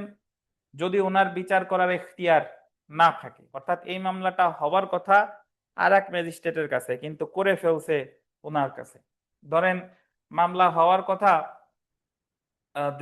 সিনিয়র জুডিশিয়াল ম্যাজিস্ট্রেট 1-এ, কিন্তু মামলা করে ফেলছে সিনিয়র জুডিশিয়াল ম্যাজিস্ট্রেট 2-তে, তাহলে ওনার তো এটা এখতিয়ার নেই, তাহলে উনি ফেরত দিবেন কত ধারায়? 201 ধারায়। এতক্ষণ পর্যন্ত যা পড়লাম এগুলোর কোনোটা না করে এফআইআর ভুক্ত করে তদন্তের আদেশ দিতে পারে 156-3 ধারায়। অর্থাৎ কিছু কিছু মামলা আছে যে এগুলা কখনোই সিআর ফরম্যাটে মানে কোর্টে হবে না, যদিও আপনি তার কাছে দায়ের করতে যান, কিন্তু এটা হবে জিআর ফরম্যাটে, মানে থানায় হবে। ধরেন হত্যা মামলা, আপনি থানায় গেছিলেন, ওসি সাহেব নাই রেকর্ড করে নাই, তাহলে আমি গেলাম কোথায়? কোর্টে। এখন কোর্টে তিনি যদি মনে করেন যে হত্যাটা আসলেই হয়েছে, উনি তো আমলে নিতে পারে। 190-তে আমলে নেওয়ার মানেই হলো সিআর মামলা হয়ে গেল, কিন্তু উনি জীবনেও হত্যা মামলা আমলে নিবে না। উনি ওই ক্ষেত্রে 156-3 ধারায় ওসি সাহেবের নির্দেশ দিবে এফআইআর হিসেবে রেকর্ড করার জন্য। এখন যদি বলেন যে স্যার উনি এই হত্যা মামলাটা সিআর ফরম্যাটে উনার কাছে হইলে সমস্যা কি ছিল? সমস্যা আছে। সমস্যা হলো কি, সিআর মামলা যখন করে তখন ওর সাক্ষী নির্দিষ্ট, ওর আসামি নির্দিষ্ট, এগুলো বাড়ানো কমানোর কোনো সুযোগ নাই, তদন্ত করার কোনো সুযোগ নাই, আমলে নিলে আর তদন্ত করার সুযোগ নাই। কিন্তু যখন আপনার জিআর ফরম্যাটে এফআইআর এর ভিত্তিতে মামলাটা হবে, ওই জায়গায় তদন্তকারী কর্মকর্তা রায়ের পূর্ব পর্যন্ত তদন্ত করতে পারে, মানে নতুন আসামির ওই জায়গায় অন্তর্ভুক্তির কি আছে? সুযোগ আছে। তারপরে রিমান্ডে নিয়ে নিত্য নতুন তথ্য উদ্ঘাটন করতে পারে, কিন্তু সিআর মামলায় রিমান্ডে নেওয়ার কোনো আবেদন মানে সুযোগ নাই। সিআর মামলায় অধিকতর তদন্তের কোনো সুযোগ নাই। এজন্য গুরুতর অপরাধ সংক্রান্ত মামলা কখনোই সিআর ফরম্যাটে হবে না। আপনি যদি সিআর ফরম্যাটে করতেও যান, ম্যাজিস্ট্রেট নির্দেশ দিবে এফআইআর হিসেবে কিসের জন্য, রেকর্ডের জন্য। তাহলে ম্যাজিস্ট্রেট যদি মনে করে যে এই মামলাটা সিআর ফরম্যাটে না হয়ে এটা থানায় হওয়া উচিত, তাহলে তিনি এটাকে থানায় এফআইআর হিসেবে রেকর্ডের নির্দেশ দিবে কত ধারায়, 156(3), 156(3). তাহলে এই যে এতক্ষণ পর্যন্ত যা পড়লাম, এর কোনোটা করতে কিন্তু ম্যাজিস্ট্রেট বাধ্য না। এটা কোনটা করবে নাকি করবে না, এটার একান্তই ওনার ক্ষমতা। আমলে নিবে নাকি তদন্ত করবে নাকি যা করবে, এগুলা ওনার কি ক্ষমতা, বিবেচনামূলক ক্ষমতা। আচ্ছা, এখন দেখেন আমরা যদি একটু দেখি যে এতক্ষণ পর্যন্ত যা বুঝাইলাম এই জিনিসগুলো এখানে একটু বিস্তারিত আলোচনা করছে। দেখেন যে ম্যাজিস্ট্রেটের নিকট নালিশ দায়ের করা হলে, আপনাদের মাঝখানে একজন ছিল না, উনি কোথায়?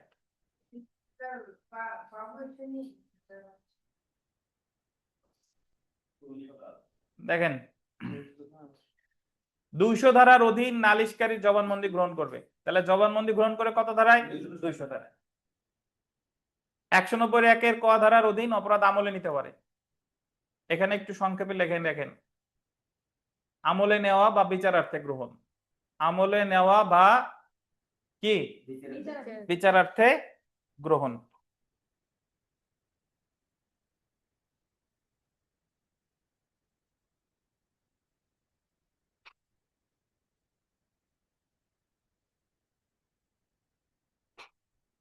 আচ্ছা, তাহলে আমলে নেওয়ারও যে কথা, বিচারার্থে গ্রহণও কি সেই কথা। এরপরে দেখেন 192 ধারায় চিফ জুডিশিয়াল ম্যাজিস্ট্রেট বা চিফ মেট্রোপলিটন ম্যাজিস্ট্রেট, এটা আন্ডারলাইন করেন। 192 ধারায় চিফ জুডিশিয়াল ম্যাজিস্ট্রেট বা চিফ মেট্রোপলিটন ম্যাজিস্ট্রেট, তার গোল দিবেন অধীনস্থ, অধীনস্থ ম্যাজিস্ট্রেটের নিকট গোল দিবেন অনুসন্ধান বা বিচারের জন্য মামলা প্রেরণ করতে পারে, অনুসন্ধান বা বিচারের জন্য মামলা প্রেরণ করতে পারে। এটা বলতেছে কি, প্রথমত ওই যে উপরে আমরা যে ধারাগুলো পড়ছি ওই জায়গায় কিন্তু 192 ধারা পড়ি নাই। 192 ধারায় কোন মামলা আমলে নিতে পারে হলো চিফ জুডিশিয়াল ম্যাজিস্ট্রেট বা চিফ মেট্রোপলিটন ম্যাজিস্ট্রেট, উনি আমলে নিতে পারে 192 ধারা। আমলে নেওয়ার পরে উনি ওই মামলাটা তদন্ত বা অনুসন্ধানের জন্য ওনার অধীনস্থ কোনো ম্যাজিস্ট্রেটের কাছে পাঠাই দিতে পারে, অনুসন্ধান বা বিচারের জন্য। অধীনস্থ ম্যাজিস্ট্রেট মানে ওনার নিচের ম্যাজিস্ট্রেটের কাছে। তাহলে যেটা মনে রাখবেন যে 192 ধারায় কে মামলা ট্রান্সফার করে, চিফ জুডিশিয়াল ম্যাজিস্ট্রেট বা চিফ মেট্রোপলিটন ম্যাজিস্ট্রেট, কার কাছে, অধীনস্থ ম্যাজিস্ট্রেটের কাছে। কিসের জন্য, অনুসন্ধান বা বিচারের জন্য। কখন, ব্র্যাকেটে লেখেন আমলে নেওয়ার পরে, একটু লিখে রাখেন, ব্র্যাকেটে লেখেন আমলে নেওয়ার পরে।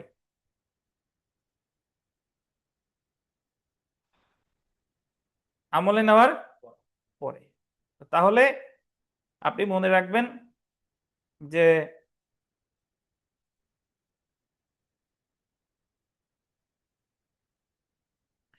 একশো 192 ধারায় মামলা ট্রান্সফার করে কে কে, চিফ জুডিশিয়াল ম্যাজিস্ট্রেট বা চিফ মেট্রোপলিটন ম্যাজিস্ট্রেট। আমলে নেওয়ার আগে না পরে, আমলে নেওয়ার পরে। কার কাছে, অধীনস্থ ম্যাজিস্ট্রেটের কাছে। কিসের জন্য, অনুসন্ধান বা বিচারের জন্য। এটুকু জানলেই হবে, বাকিটা পরে জানবো ইনশাল্লাহ। দেখেন তারপরটা দেখেন, আমলযোগ্য অপরাধের ক্ষেত্রে অপরাধ আমলে না নিয়ে প্রাথমিক তথ্য বিবরণীভুক্ত করে তদন্তের এখতিয়ারভুক্ত থানায় প্রেরণ করতে পারে 156(3)। জানছি না আমরা, জানছি। আমলে নেওয়ার এখতিয়ার না থাকলে আন্ডারলাইন করবেন 201 ধারায় নালিশ কি দিতে পারে, ফেরত দিতে পারে। যদি আমলে নেওয়ার এখতিয়ার না থাকে তাহলে নালিশ ফেরত দিবে কত ধারায়, 201 ধারায়। 202 ধারায় প্রসেস ইস্যু স্থগিত, আন্ডারলাইন করেন, প্রসেস ইস্যু স্থগিত, পোস্টপোনমেন্ট ফর ইস্যু অফ প্রসেস করে তদন্ত বা অনুসন্ধানে নির্দেশ দিতে পারে। প্রসেস ইস্যু স্থগিত কেন করলো এটা পরে বোঝাবো, আপাতত বোঝেন তদন্ত বা অনুসন্ধান মানে কত ধারা, 202 ধারা। তদন্ত বা অনুসন্ধানের আদেশ কত ধারা, 202 ধারা। 202 ধারার অধীন তদন্তের পর চূড়ান্ত রিপোর্ট দিলে অভিযুক্তকে অব্যাহতি দিতে পারে 202(2) খ। এটা আমরা পাই নাই, আন্ডারলাইন করেন 202(2) খ। ধরেন মামলা করছিল 3 জনের নামে, নূর আলম খান, বিকাশ হালদার, আয়শা।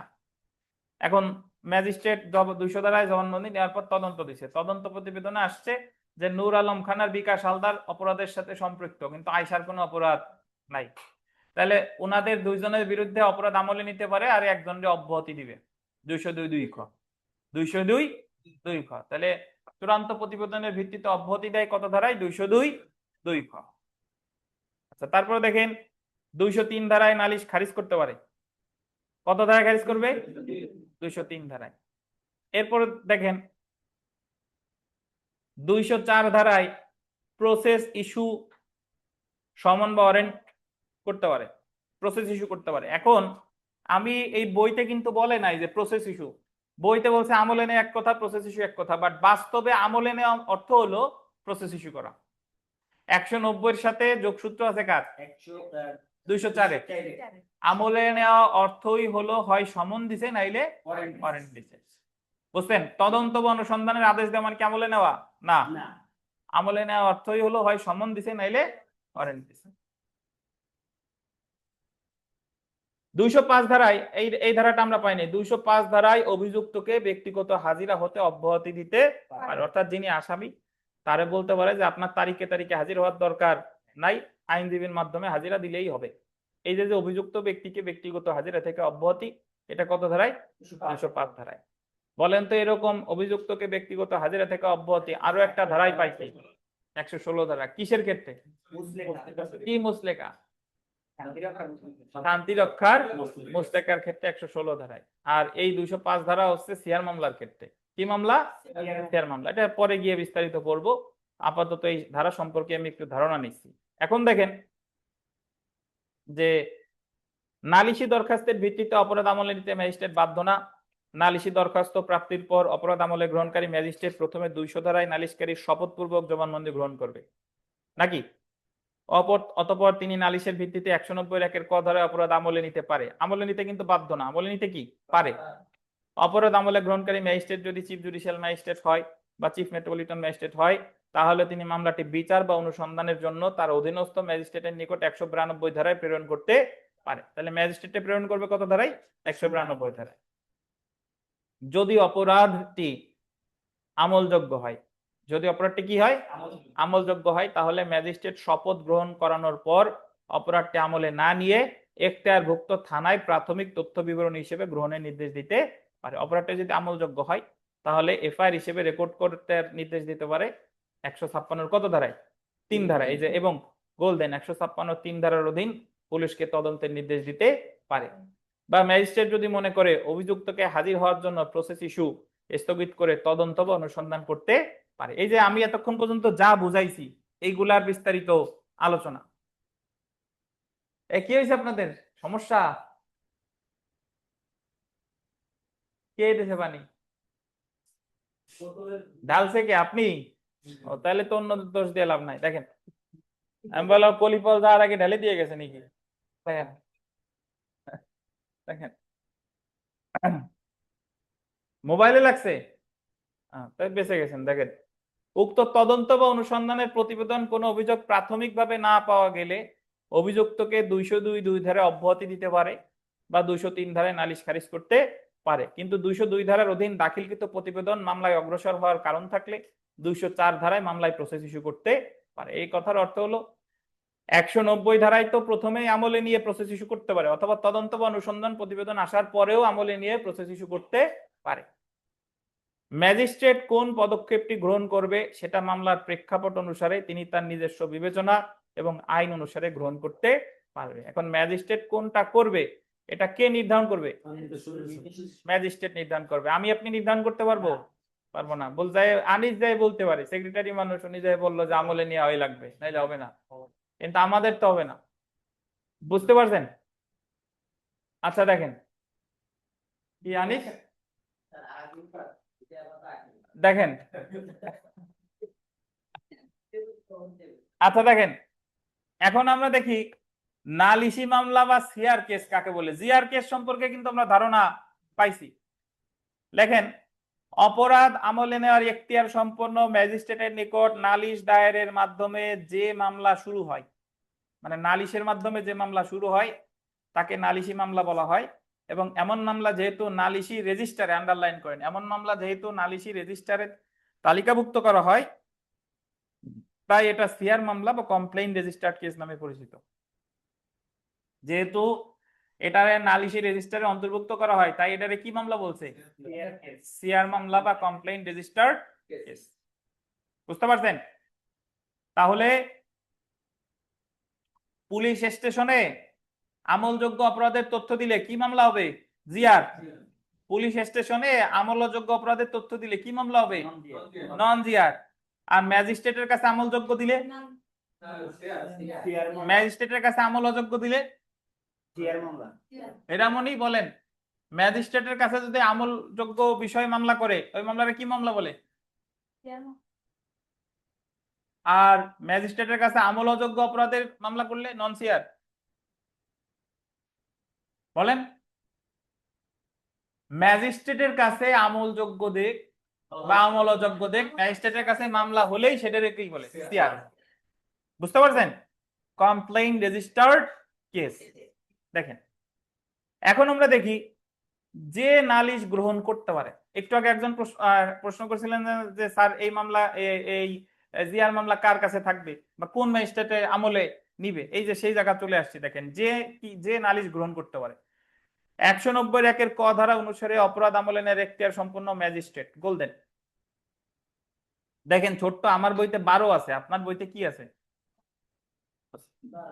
12 আছে বা অন্য কিছু আছে। এই 12টা একেবারে সবার যার বইতে যা থাকুক না কেন একেবারে এই পেজের নিচে আসেন। এই ফুটনোটের ব্যাখ্যা আছে এখানে যে অপরাধ আমলে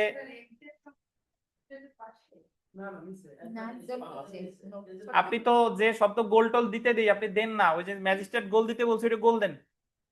পাইছেন? প্রতি ওয়ার্ড বাই ওয়ার্ড পড়বেন, যেটা গোল দিতে বলবো গোল দিবেন, যেটা দাগ দিতে বলবো দাগ দিবেন। একটা কথাও ব্যত্যয় ঘটানো যাবে না।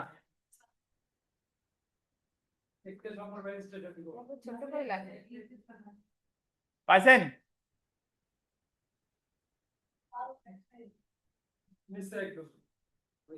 পাইছেন? দেখেন অপরাধ আমলে নেওয়ার এখতিয়ার সম্পন্ন ম্যাজিস্ট্রেট অর্থ হলো ওই জায়গা বলতে পারে 190-তে বলছে না যে ম্যাজিস্ট্রেট আমলে নিতে পারে। এখন কে কে আমলে নিতে পারে সেটা বলছে যে নিচে দেখেন অপরাধ আমলে নেওয়ার এখতিয়ার সম্পন্ন ম্যাজিস্ট্রেট অর্থ হলো chief metropolitan magistrate. Metropolitan magistrate. তাইলে যদি মহানগর এলাকায় হয় তাহলে মামলা করা যায় কার কার কাছে? কোন কোন ম্যাজিস্ট্রেটের কাছে? চিফ মেট্রোপলিটন ম্যাজিস্ট্রেটের কাছে করা যায়, মেট্রোপলিটন ম্যাজিস্ট্রেটের কাছেও করা যায়। আর যদি আদার দেন মেট্রোপলিটন এরিয়া হয় ধন গোপালগঞ্জে তাহলে কার কাছে করা যাবে? দেখেন চিফ জুডিশিয়াল ম্যাজিস্ট্রেট বা প্রথম শ্রেণীর ম্যাজিস্ট্রেটের কাছে করা যাবে। আর আমলে নেওয়ার বিশেষ ক্ষমতাপ্রাপ্ত অন্য কোনো ম্যাজিস্ট্রেট দ্বিতীয় তৃতীয়র কাছে কি করা যাবে? যাবে না। যাবে যদি তাদের কি দেওয়া হয়? বিশেষ ক্ষমতা দেওয়া। তাহলে এখন থেকে জেনে গেলেন যে আমলে নিতে পারে কারা কারা। সিএমএম, এমএম, সিজেএম প্রথম শ্রেণীর ম্যাজিস্ট্রেট, বিশেষ ক্ষমতাপ্রাপ্ত অন্য কোনো ম্যাজিস্ট্রেট। দ্বিতীয় তৃতীয় শ্রেণীর ম্যাজিস্ট্রেট সাধারণত আমলে নিতে পারে না, তবে যদি তাদের কি দেওয়া হয়? বিশেষ ক্ষমতা দেওয়া হয় তাহলে তারা আমলে নিতে পারে। হ্যাঁ, তাহলে কগনিজেন্স কোর্ট কারা কারা পরিচালনা করবে বুঝতে পারছেন যে এই কোর্টে কারা কারা থাকবে আমলি আদালত। তাহলে যদি আমরা দেখি যে নালিশ গ্রহণ করতে পারে 190 ক ধারা অনুসারে অপরাধ আমলে নেওয়ার এখতিয়ার সম্পন্ন ম্যাজিস্ট্রেট উক্ত অপরাধ সংঘটিত হয় এমন বিষয়গুলি সম্পর্কে নালিশ পেয়ে অপরাধ আমলে নিতে পারে। এই জায়গায় লেখা আছে না কে নালিশ গ্রহণ করতে পারে? এটার আরেকটা ভাষা কি হবে বলেন? কে বিচারার্থে গ্রহণ করতে পারে? নালিশ গ্রহণ করতে পারে বা কে আমলে নিতে পারে বা কে বিচারার্থে গ্রহণ করতে পারে। অর্থাৎ 190 ধারায় উল্লিখিত অপরাধ আমলে নেওয়ার এখতিয়ার সম্পন্ন ম্যাজিস্ট্রেটের নিকট নালিশ দায়েরের মাধ্যমে একটি ফৌজদারি মামলা দায়ের করা যায়। তাহলে ফৌজদারি মামলা এর আগে আমরা কতগুলো ওই যে 107 ধারা মামলা পড়ছি, 144 পড়ছি, 145 এর মামলা পড়ছি, ওইগুলারে কিন্তু সিআর মামলা বলে না, ওইগুলারে জিআর মামলাও বলে না, ওইগুলার বলে পিটিশন কেস, পিটিশন মামলা। বুঝছেন? আর জিআর নন জিআর হয় কোথায়? থানায়। আর সিআর হয় কোথায়? বিচারিক ম্যাজিস্ট্রেটের কাছে। বিচারিক ম্যাজিস্ট্রেটের এই বিকাশ হালদার বুঝেন? কোন প্রশ্ন আছে কারো? আপাতত নাই। আচ্ছা আমার আছে, দেন মাইক্রোফোন কো বিকাশ হালদার দেন। যারে প্রশ্ন করবো সে উত্তর দিবেন, আর পাশ থেকে বলবেন না। বিকাশ হালদার বলেন যে এই জায়গায় একজন আর একজনকে হত্যা করছে, আপনি এখন কোথায় মামলা করবেন বলেন?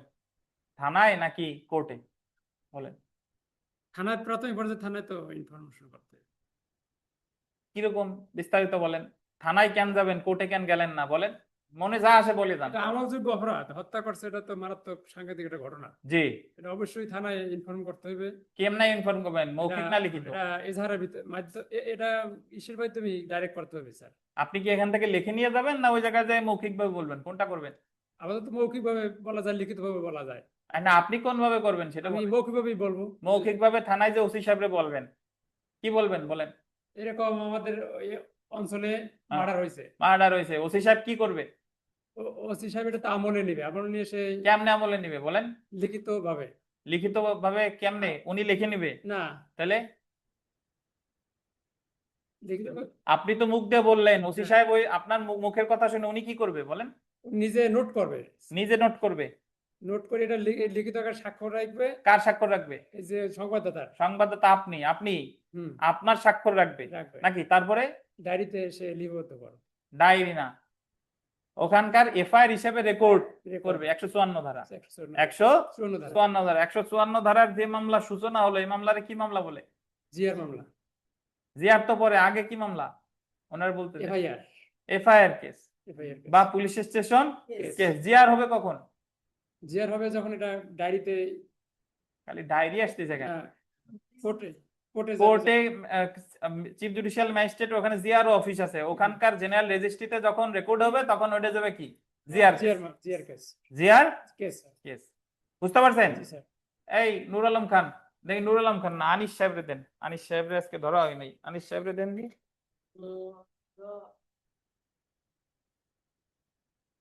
আনিস সাহেব, কি সাহেব আপনি? আনিস সাহেব বলেন, নন জিআর মামলা কিভাবে হয় বলেন, বা নন জিআর মামলা কি যা জানেন বলেন। স্যার নন জিআর মামলা হচ্ছে স্যার, এটা হচ্ছে স্যার আমল অযোগ্য অপরাধ স্যার। কোথায় হবে এটা স্যার স্যার থানায় করা যাবে, আবার কোর্টেও করা যাবে স্যার। বলে যান। থানায় করলে কেমনে কি বলেন, কত ধারা বিস্তারিত বলেন। স্যার থানায় করলে হচ্ছে স্যার 155 ধারা স্যার। 55 ধারায় কি করবে পুলিশ? স্যার পুলিশ এটা স্যার ওই এটা স্যার ওই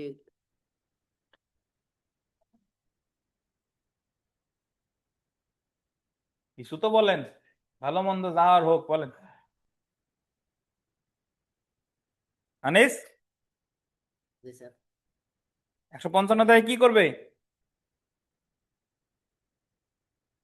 স্যার এটা 155 ধারা স্যার, স্যার লিখিত ভাবে স্যার এটা আপনি লিখে নিল এজাহার, মার খেন না, এজাহার তো আমলযোগ্য।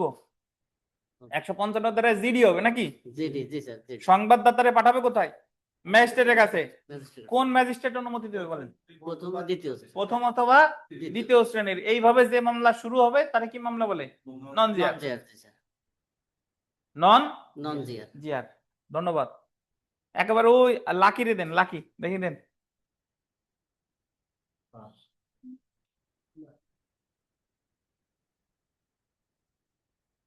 লাকি, আপনার ছোট্ট একটা প্রশ্ন, আপনি বলেন সিআর মামলা কত ধারায় দায়ের করে? জবানবন্দি নিচ্ছে কত ধারায়? থানায় যেরকম 154, 155, ম্যাজিস্ট্রেটের কাছে কত ধারা? 200 ধারা। ধন্যবাদ। ম্যাজিস্ট্রেটের কাছে 200 ধারা। এবারে মুক্তারে দেন। মুক্তা, আপনি বলেন যে 200 ধারায় ম্যাজিস্ট্রেট জবানবন্দি নেবার পরে ম্যাজিস্ট্রেট কি করবে? স্যার এটা তো সিআর মামলার ক্ষেত্রে, তাই না? সিআর মামলার ক্ষেত্রে ম্যাজিস্ট্রেট ওইটা হচ্ছে আমলে নিতেও পারে, নাও নিতে পারে। আমলে নেওয়া মানে কি বলেন, বুঝাই বলেন। স্যার আমলে নেওয়া মানে হচ্ছে যে তার কাছে যদি সত্য মনে হয় ঘটনা তাহলে হচ্ছে আমলে নিবে। আমলে নাই কত দাঁড়ায়? আমলে নেওয়া হচ্ছে তো স্যার ভুলে গেছি 200 200 ধারায় না 200 দাঁড়ায় তো জবানবন্দি, আমলে নাই কত দাঁড়ায় বলেন? স্যার 190। 190। আমলে নেওয়া অর্থ কি? আমলে নেওয়া হচ্ছে যে, আমলে নিল 190, বাট 190টা আমলে নেওয়া মানে আরেকটা আদেশ দেয়, সেই আদেশটা কত দাঁড়ায় দেয়? আরেকটা আদেশ হচ্ছে স্যার কি সেটা ওই এফআইআর বা মানে সরি ওই যে এটা হলো আমলে নেওয়ার পরে ওয়ারেন্ট অথবা হচ্ছে সমন। সমন দিবে, কত দাঁড়ায়? হ্যাঁ আহ, বল। এটা 192। 204 ধারায় সমন অথবা ওয়ারেন্ট দেয়, 204 ধারায়। ধারায়। আমলে নেওয়া মানে হলো সমন, প্রসেস ইস্যু। প্রসেস ইস্যু হ্যাঁ, মানে হ্যাঁ। সমন অথবা ওয়ারেন্ট। পাপিয়া সুলতানা ওদের, পাপিয়া সুলতানা বলেন, ধরেন 200 ধারায় জবানবন্দি নেওয়ার পর আমলে নেয় নাই, সমন ওয়ারেন্টও দেয় নাই, আর কি পারে? মানে নালিশ খারিজ করে দিতে পারে স্যার। খারিজ করে দিতে পারে, কত ধারায়?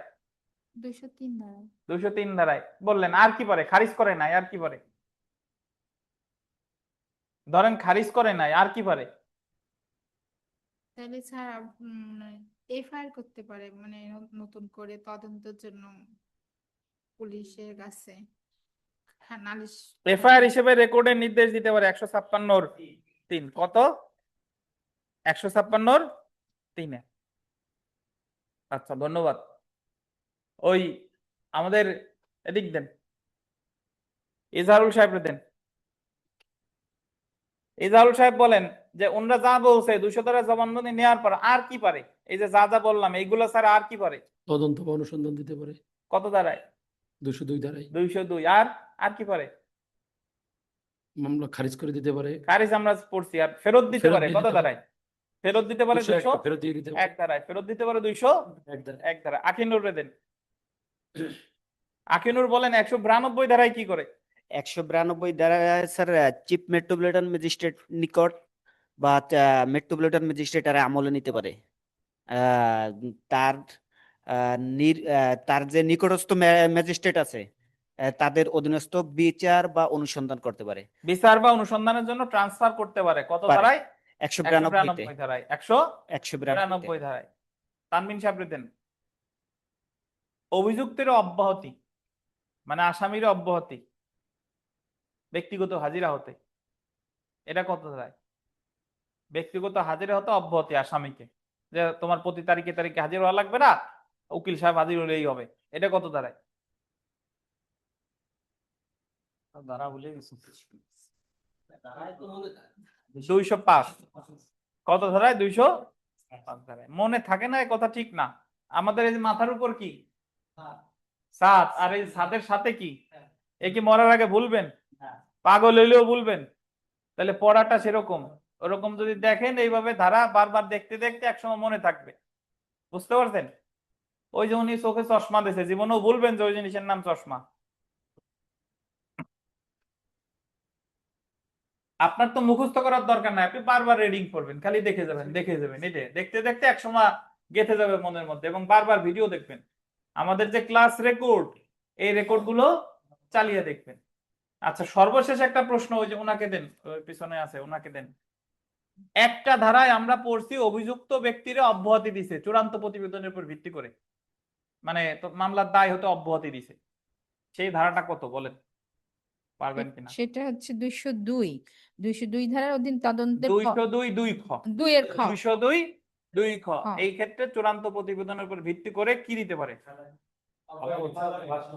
অব্যাহতি দিতে পারে। নট খালাস, কি অব্যাহতি। আমরা একটা জিনিস এখানে দেখেন, আমরা কিন্তু বর্তমানে খুব স্লোলি পড়তেছি, বুঝছেন?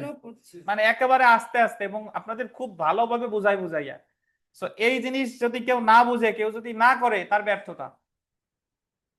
এটা আপনার পড়তে হবে। এবং আজকে আমাদের পরীক্ষা কয় মার্কের বলেন? 20 না, 40 মার্কের। আজকেরটা কালকে হবে। আজকের পরীক্ষা কালকে হবে, প্লাস আজকে যতটুকু পড়ছি এইটুকু ধরে আসবেন। এই 40 মার্কেরই পরীক্ষা, কিন্তু আজকের টুকু ইনক্লুডেড আজকে পর্যন্ত। বুঝতে পারছেন? 106 থেকে তো আমাদের 153 পর্যন্ত ছিল, আর আজকে যতটুকু পড়ছি এইটুক সাথে। আগামীকাল 5টায় পড়া, আগামীকাল চলে আসবেন।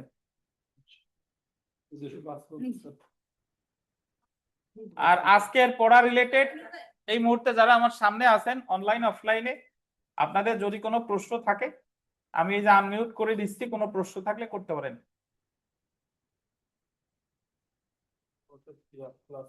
অনলাইন অফলাইনে যারা আছেন, হ্যালো, জি স্যার, সালাম আলাইকুম স্যার।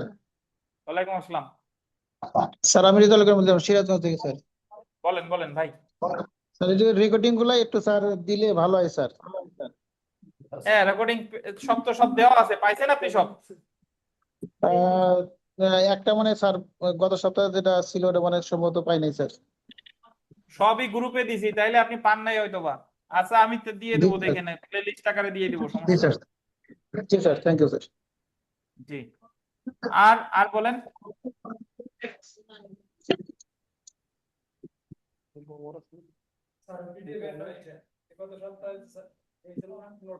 হ্যাঁ, নোট যারা পান নাই অনলাইনে অফলাইনে, যারা নোট পান নাই আমার কাছ থেকে এখন নিয়ে যান, প্রিন্ট দিয়ে নিয়ে যান।